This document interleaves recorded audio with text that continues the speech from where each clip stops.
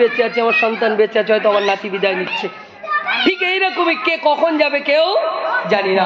সেই জন্য মরণকে বেশি বেশি স্মরণ করতে হবে, কবরের কথা বেশি বেশি স্মরণ করে আল্লাহ পাক আমাদের সকলকে পৃথিবীর জমিনে ইবাদত আমল করার তৌফিক দান করেন।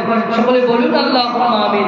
আসুন সকলেই একটাবার বিশ্ব নবীর দরবারে সালামের নজরানা পড়াই। ইয়া নবী